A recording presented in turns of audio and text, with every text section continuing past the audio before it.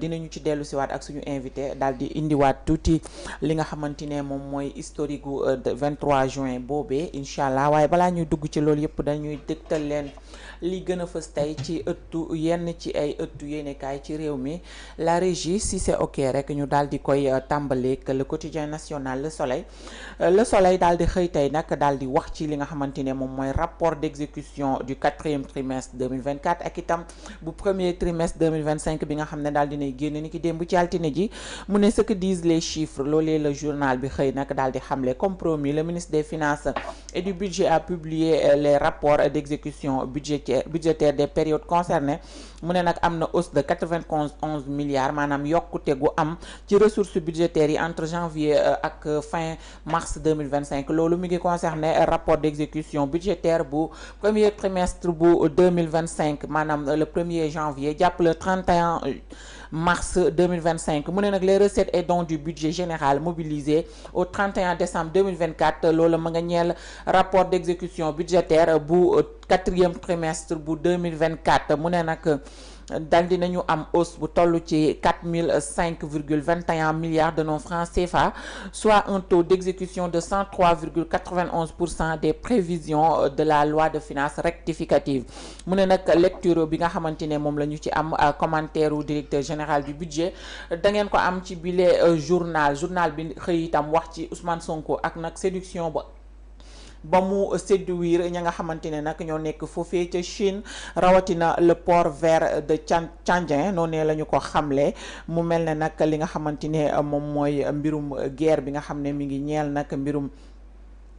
Iran ak Israël journal bi itam daal dina ci dellu ci cessez-le-feu ba nga xam ne Donald Trump daal dina koy annoncé ay ca ñu daal di xooli beneenug yéenekaay la régie le quotidien yéenekaay la ñu ci toftal moom itam xëy na daal di wax ba tey ci rapport d'exécution budgétaire moom nag dafa daal di focus rek ci bu premier trimestre bu 2025 nee na nag le Sénégal nourri de dette loolee la ko xamee ndaxte dette ba nag dafa daal di am yokkute gu ca am gu toll ci 24% mu mel ne rek Sénégal moom la muy dundee lépp bu ñu sukkandikoo ci bile journal ginnaaw rapport bi nag ay bor la yoo xamante ne ñu ngi yokk du jour au jour nee na nag li nga xamante ne moom mooy suukar moom dafa daal di manqué carrément ci li nga xamante ne moom mooy Ndakaarook li ko wër daanaka kenn mënula gis suukar ki nga xamante ne moom mooy Thierno Alassane Sall itam gis nañu ko ci bopp ci xët gu njëkk gi les journal mu ne nag échec gi nga xamante ne Diomaye daal dina koy échoué foofee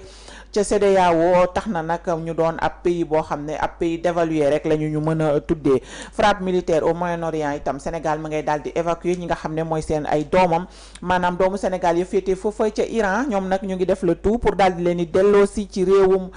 Sénégal beneenug yéenekaay la ñuy daal di dem xool yi Walf Quotidien la ñu koy wax Walf Quotidien itam xëy na daal di rebondir ci exécution budgétaire bu premier trimestre bu 2025 nee na l'administration bouffe tout administration ba nag lekk na lépp loo xam ne koppar la ci réew mi nee na 357,7 milliards moom la lu toll ci 186 205 agents de l'État di dundee ci biir ñetti weer yooyee faible taux des dépenses d'investissement maanaam lu jëm ci investissement moom Sénégal dañu ko wàññi bu baax a baax ndaxte nag nguur gi ba tey ji amul lenn loo xam ne dugal nañ ko ci mbirum investissement yi ni mel maanaam la ñuy dundee ñoom moo leen gën a ñor sax la ñuy dépensé ngir jëmale ko ci askanuk Sénégal ñu am yokkute gu toll ci 43,57 milliards de la charge de la dette mu mel ne bor bi moom dafay wéy di yokku ci biir réew mi baisse des dépenses de biens et services boo xam ne toll na ci 5,38 milliards yi itam waaye nag dette boo xam ne ay structures privées publiques yu tollook 176 structures ñoom ñoo ko daal di amal mu toll ci 792,88 milliards de nos francs facture d'eau maanaam ñi nga xam ne ñoo ëmb administration la ñu dépensé ci ndox ci ay factures ci biir ñetti weer yooyu toll na ci 19,4 milliards de francs CFA 6 milliards yoo xam ne nag ca poste ba la jëm ak 5 yoo xam ne ci terre bi la ñu ko daal di def mu mel ne nag li nga xamante ne moom mooy grève des syndicats itam journal bi dellu si na ci nee na nag état ñu ngi dénoncer ab chantage dañu jàpp ne syndicalistes yi dañu leen bëgg a chanteloo ay ca beneenug yéenekaay la ñuy daal di xooli Sud Quotidien moom itam xëy daal di feelu ña jiitu ci li nga xamante ne moom mooy rapport d'exécution budgétaire yi. Sud Quotidien fësal ci xëtam gu njëkk ni publication effective des rapports d'exécution budgétaire 2024-2025 mu ne Cheikh Diba nag daal di nay tëj ci wax ja moom nag daal di nay di génnee li nga xamante ne moom la ñëpp doon xaar di rapport d'exécution yu budgétaire yi nga xamante ne moom moo ñeel 2024 jàpp 2025. Mouhamadou Mbodj moom dellu si waat ci 14e anniversaire de la mobilisation du 23 juin 2011 mu ne l'héritage du 23 juin ne s'est pas dilué avec le temps loolee la daal di xamle mu mel ne nag bu ñu sukkandikoo ci moom mi nekkoon coordonnateur boobule mouvement la nga xamante ne moom la ñu doon ŋàññ démb barki démb mën nañoo jàpp ne li ci ëpp jugeegul ci réew mi ba tey ci quotidien yi nga xam ne moom la ñu yeewoo enquête yéenekaay ba tey dellu siwaat ci investissement financier sur ressources interne mu ne nag le grand recul maanaam dellu ginnaaw gu métti la ñu cay dellu ginnaaw ba tey état daal di mobiliser lu toll ci 1000 milliards au premier trimestre 2025 soit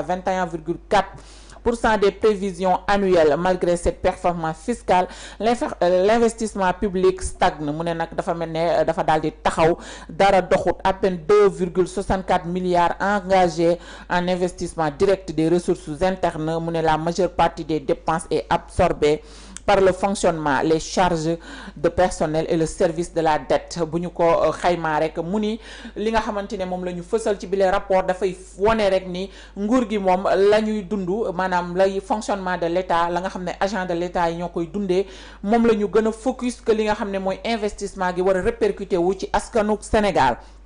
ba tey ci enquête yéenekaay ma ngay xamle rek ne mbirum suukar su manqué moom kii di ministre bi daal dina koy wekki ba mu set wecc nee na loolee dara amu ca. Ambassadeur Iran bu Dakar moom daal dinañ koy tàllal micro ci enquête yéenekaay mu ne nag les États-Unis ont violé le droit international noonee rek la ko daal di xamle. Grève dans les secteurs santé éducation ak justice mu ne nag tempête sociale bi moom mu ngay daal di wone boppam bu baax a baax. beneenug yéenekaay gu ñuy xool yi le point actuel lay doon. Cheikh Diba rend sa copie noonee la ko xamle rapport d'exécution budgétaire mu ne nag les charges financières de la dette au cours du quatrième trimestre 2024 se sont élevées à 822,32 milliards de nos francs CFA, représentant environ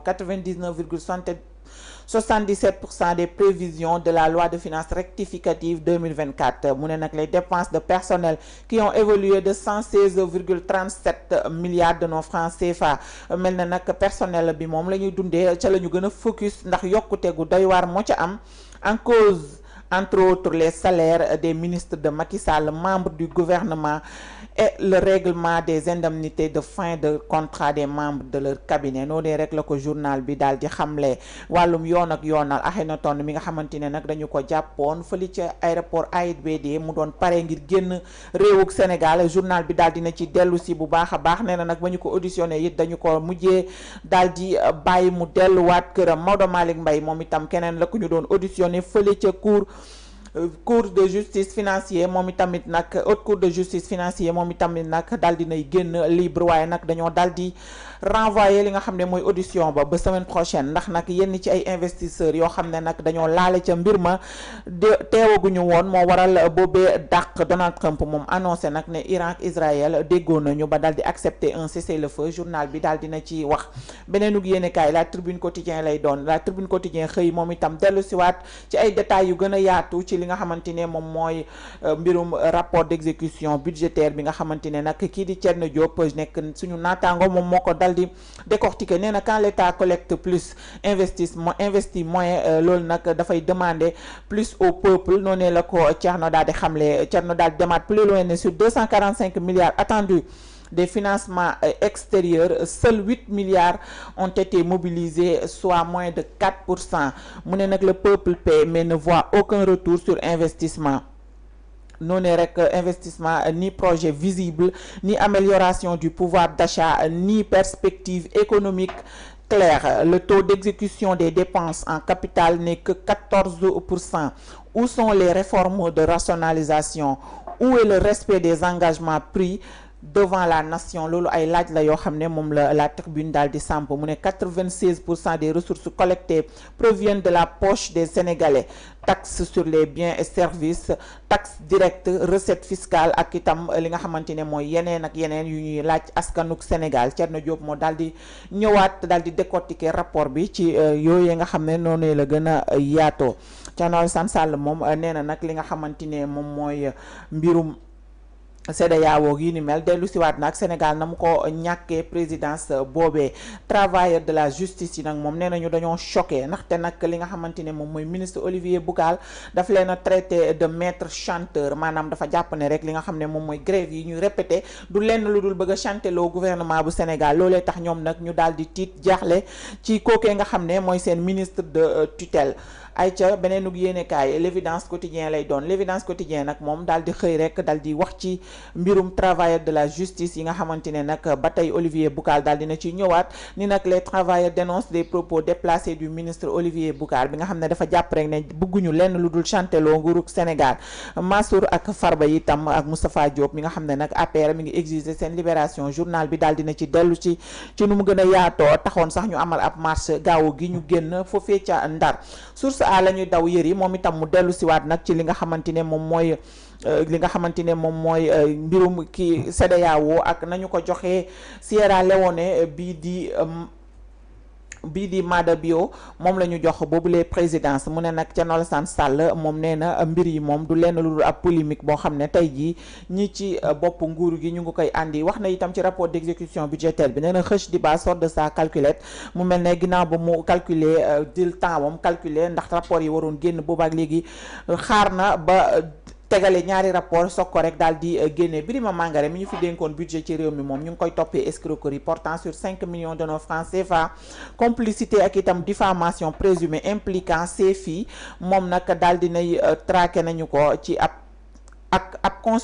consultant politique moo daal di def li ni mel. ba tey ci ëttu yéenekaay yi l'Observateur la ñuy jubali moom nag dellu si na ci li nga xamante ne moom mooy la am foofee ca assemblée nationale ak nag li nga xam ne mbirum suukaru koor la ak mbirum avance tabaskeek yi ni mel. nee na nag silence bi nga xam ne silence bu diis la ci bu président assemblée nationale ànd ci moom mooy rek seen problème. nee na nag président bu assemblée nationale entre stratégie et énigme noonu la ko xamle. Abdou Mbow mi bokk ci groupe parlementaire takk wallu moom nee na nag ma ngay dénoncer marché nébuleux des véhicules ndaxte nag jaarul yoon benn yoon. kii di Youssou Ndour di ab chanteur bokk nekk PDG groupe Futur Média moom nag dafa nekk victime cyber arnaque. si image am la am ku koy utiliser ngir nag di def ay appât ak yi ni mel di extorcer ay fonds ci ay doomu aadama. tax nag ba artiste bi daal di porter plainte foofee ca cybercriminalité. ka def li ni mel di avocat bi nga xam ne moom moo rek daal di dem déposer ji li ni mel ngir ñu mën a xool kii nekk ci ginnaaw ñaawteef yooyu mën koo daal di teg ci yoon. gendarmerie bu Yène moom daal di nañu rek arrêté un promoteur immobilier boo xam ne nag dafa doon def ay viol répété ci doom ji nga xam ne moom moo ko jur. beneenug yéenekaay Les Échos lay doon ba tey ci mbirum Youssou Ndour ak na mu saisiré cybercriminalité ndax ay cyber arnaque yoo xam ne mu ngi koy daal di mu ngi nekk victime ba. turam bi ñuy utiliser ak image am ci Facebook ngir gruger des citoyens. loolee journal bi dellu si ne nag waaye nag ñàkkum suukar gi ci Ndakaaru Njaay ak banlieue bi itam journal bi daal dina ci dellu si nee na nag ministre bi sax jéem naa weddi waaye nag mbir yi moom lu ne fàng kenn rek du ko daal di jeex ndax banlieue dakaroise ak li nga xamante ne moo ko wër moom amul benn yoon suukar. ba tey itam beneenug yéenekaay ngir daal di ndar kepp li gënoon fës tey ci ëttu yéenekaay yi dañu koy daal di ndar keppeek Point Actu Sport daal di wax ci coupe du monde des clubs. mu ne nag Paris Saint-Germain se défait de Stelit et se qualifie pour les 8e de finale. loolee moo daal di ndar kepp li gënoon fës tey ci ëttu yéenekaay yi. journal bi wax na ci foot féminin nee na les Aigles de la Médina remportent leur 5e coupe du Sénégal. ay ca loolee gënoon fës tey ci ëttu yéenekaay yi.